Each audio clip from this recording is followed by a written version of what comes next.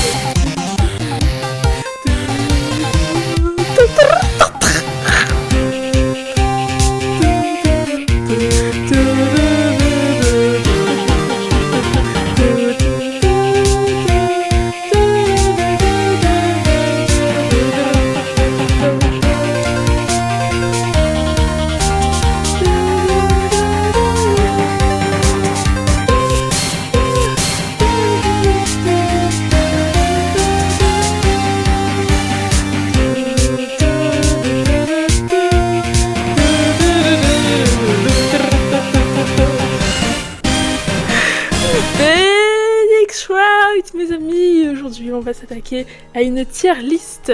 On va... Forcément je suis pas prête. On va faire une tier list Phoenix Wright. Alors j'ai vu comment c'est organisé sur le site. Every Ace Attorney Character. Je mettrai le lien en description si jamais il y en a qui veulent jouer. S'il y en a qui veulent jouer, comment on fait pour recommencer depuis le début?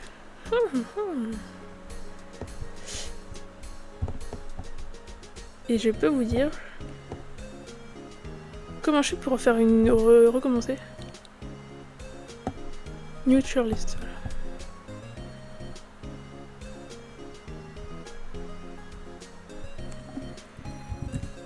Et j'ai vu qu'on pouvait classer. En fait, j'ai vu qu'on pouvait classer tous les personnages de Phoenix Wright dans une tier list. Donc pour ceux qui connaissent pas une tier list, c'est un tableau où tu peux classer les gens, normal. Oh non, mais ça me met pas le bon truc. Oh.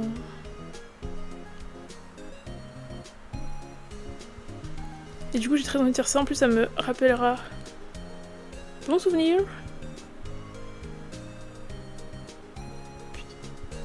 Par contre, si je peux pas repartir de zéro, parce que je l'ai déjà fait une fois, mais je me dis, je vais le refaire avec vous, ce sera plus rigolo.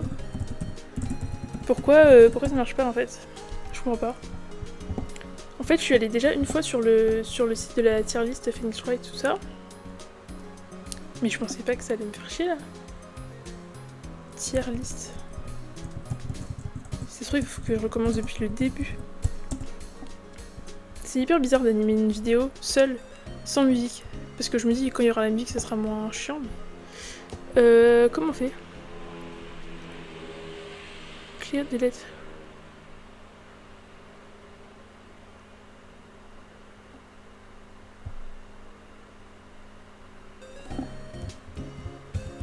Ah!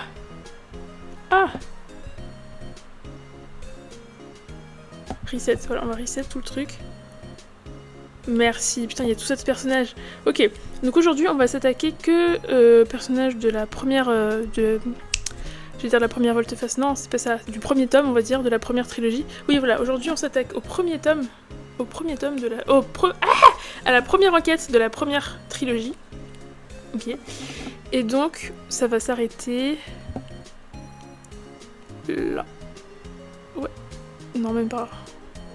Ça va s'arrêter à Fred Marshall qui est juste là. Donc on a de 3, 14, 3 x 14, 28, 42. Moins 1, 2, 3, 4, 5, 6, moins 6. 36. Non, 36, ok. On a 36 personnages à classer, c'est parti. Alors, déjà on commence direct avec Phoenix. Alors Phoenix, je vais le mettre là. Et je vais le mettre dans une catégorie que je vais appeler les personnages un peu trôniers. Les un peu trôniers. Voilà. Ensuite on a Mia. Mia Fey. Mia Fey pour moi c'est une star. Donc c'est, je vais mettre star. Juste star. Star. Voilà. Maya. Pour moi pareil, elle est un peu trop niaise. Hunter, c'est un personnage classique. C'est un personnage indémodable. Classique, voilà. Détective, un classique aussi, évidemment. Ensuite, on a Paul Desfesses. Drôle de nom. Paul Desfesses, je vais lui mettre dans... Il fait un peu pitié. Il est drôle, mais il fait un peu pitié. Drôle et pitoyable, voilà. Pitoyable. C'est dur, mais c'est la réalité. Ouais, c'est aussi pitoyable que comment j'écris pitoyable. Ah non, mais non, j'avais bien écrit. Ok, le juge, un classique parmi les classiques. Ça pourrait être sympa que je vous mette un de leurs meilleurs moments à chaque fois, mais je vais me faire enculer par YouTube si je le fais. Donc déjà, je viens de dire enculer, donc déjà c'est marrant. Mais ça aurait été sympa que je vous mette un extrait des moments où ils sont... de leur acting, quoi, de leur passage. On a ensuite, comment il s'appelle lui, je ne sais plus. Je sais plus comment il s'appelle, mais en tout cas il était rigolo. Un peu pitoyable mais rigolo. Je le mettrais dans quoi lui? Drôle et pitoyable, hein. En vrai drôle et pitoyable c'est la même personne. Alors voilà, là je le mets dans inexistante. Je sais plus comment il s'appelle. Inexistante. Tout simplement parce que je sais que c'est la première qui meurt dans la première enquête, mais on a très peu d'informations sur elle, elle revient pas, bref, inexistante. Franck Cavu, il est incroyable, je le mets dans méchant. Méchant qui manque de caractère. Les méchants qui manquent d'épices. Voilà, ça manque d'épices. Ça manque de salé, ça manque de croustillance. Les méchants qui manquent de croustillance. Il est croustillant, hein, mais non, il manque d'épices. Ou je sais pas en fait, non, c'est... Non, méchant, ok, je sais ce que je vais mettre. Méchant. Un peu épicé. Mais non, mais je peux même pas mettre... Non, méchant qui manque d'épices. Méchant qui manque...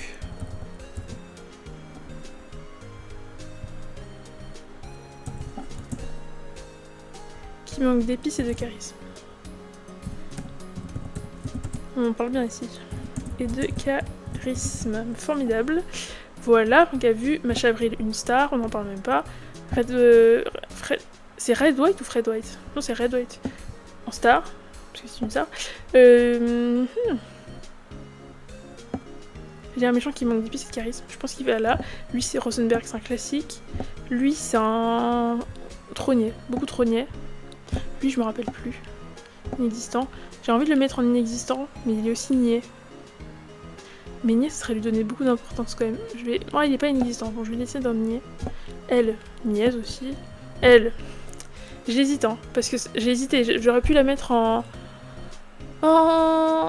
star, mais ça reste une classique. Parce qu'en fait, ses apparitions au niveau du scénario, elles sont toujours dans l'ordre du commentaire en fait. Elle fait beaucoup de commentaires, alors que eux vraiment ils apportent des informations cruciales qui fait basculer l'enquête d'un endroit à l'autre. C'est eux qui agissent en fait, qui font les choses. Bah, pour cette deuxième enquête, les méchants typiquement. Celle qui est morte mais qu'en fait qui va réapparaître à la fin et qui va totalement résoudre l'affaire. Enfin voilà, ça c'est des personnages clés. Vous me direz, elle est clé, mais pour moi elle est clé juste dans le fait de donner. Il me semble qu'à un moment donné elle a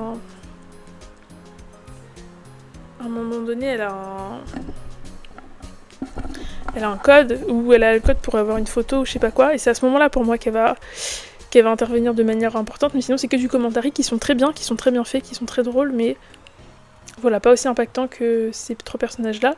Lui, je sais plus comment il s'appelle, je me rappelle plus, mais il me semble que c'est un méchant qui manque d'épices et de charisme. Ou alors il fait juste pitié.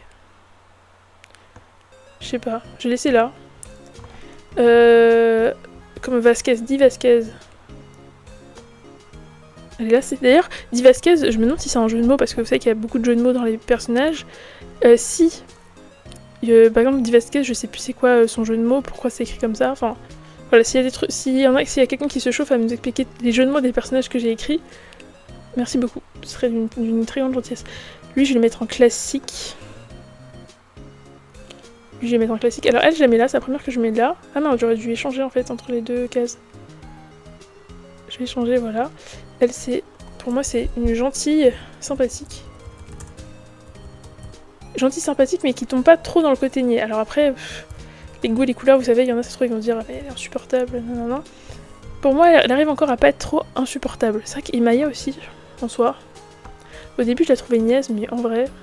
Non, elle est sympathique quand même. Gentille, sympathique. C'est Eva Kodesouzi, il me semble. Voilà, le choix de mettre Maya ici est très très discutable. Hein. Je pense que... Il n'y a pas beaucoup de gens qui seront d'accord avec moi. Mais voilà. Ah oui, la couleur, c'est que je vais changer. Jaune. Et bien, c'est jaune. Et là, c'est vert. Clair. Oui. Parfait. Tac. Ensuite, on a lui, alors pareil, méchant, qui manque de charisme et d'épices. Lui, je me rappelle plus, mais je crois que c'est le gars qui meurt dans la 3e enquête. Le chien, je ne sais plus à qui il appartient. Je vais le mettre là, dans le trônier. Le perroquet, je me rappelle un peu, et j'aimais beaucoup ses apparitions, donc je le mets là direct. Et ensuite, on arrive dans la dernière affaire. Donc, ça allait rapidement, assez vite. Oula, j'arrive plus à parler. 1, 2, 3, 4, 5, 6, 7, 8, 9. Donc il y a 9 personnages nouveaux propres à la 5e enquête, plus ceux qu'on connaît déjà. 1, 2, 3, 4, 5, 6. Et il me semble que lui il revient. Peut-être 7. Donc ça fait 16 personnages en tout pour la 2e enquête. Enquête qui devient donc assez complexe. Hein. Enfin, c'est... Entre cette enquête-là et la dernière enquête du tome 3... Franchement, je sais pas si... Je me demande si c'est pas celle-là qui a le plus de personnages. Enfin. Emma Sky, gentille et sympathique, of course. Alors pour l'intrigue, pour l'histoire, pour le plot, enfin je sais pas comment dire, ouais, pour le scénario, je préfère... Maya a évidemment un impact beaucoup plus important, de son pouvoir, de son passé avec les sœurs. Elle fait clairement partie de la famille. Elle fait partie de la famille qui... De la famille fée qui, en fait, représente un peu Phoenix Wright. Enfin, Phoenix Wright, finalement, il est...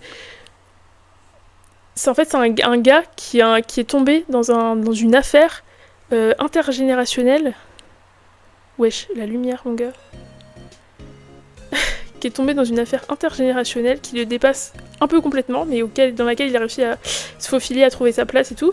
Mais il est tombé sur une dynastie, parce qu'on peut vraiment parler de la dynastie des Fae, totalement invraisemblable. Et voilà, il finit par avoir un crush avec la cadette, il me semble.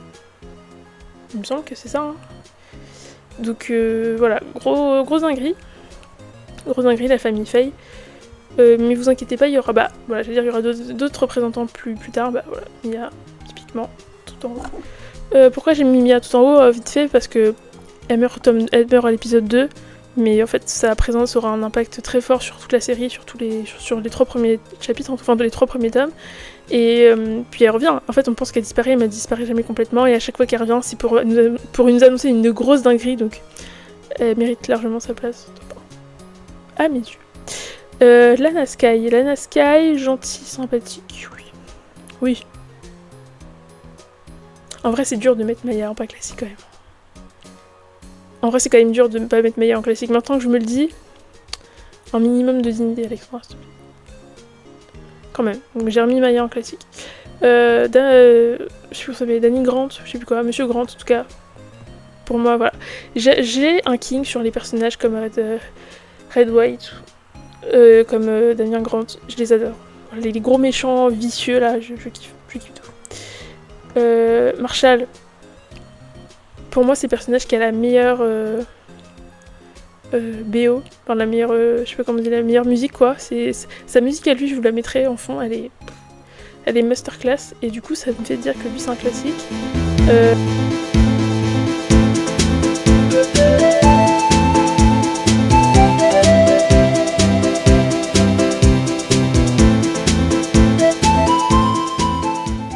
Et du coup ça me fait dire que lui c'est un classique. Elle j'adore, je sais plus comment ça s'appelle. Je sais plus comment elle s'appelle, mais très sympathique avec sa bouffe tout le temps là, j'apprécie. Beaucoup trônier, lui alors sans aucune hésitation, beaucoup trônier. Et oui, Phoenix je le mets quand même très bas. Après Phoenix, bon, c'est parce que je voulais marquer le coup du fait que je le trouvais trônier, mais évidemment que c'est un classique, mais bon, il va rester là quand même un peu. Lui je me rappelle plus. Le frère, je me rappelle plus. Et lui, un méchant qui manque de charisme, courant, parce que c'est visiblement un méchant, et visiblement, je me rappelle plus. Voilà. Voilà, c'est ça mon petit top, mon petit classement. J'espère que ça vous a plu. Et on se retrouve pour un épisode 2 pour classer la suite des personnages. Salut!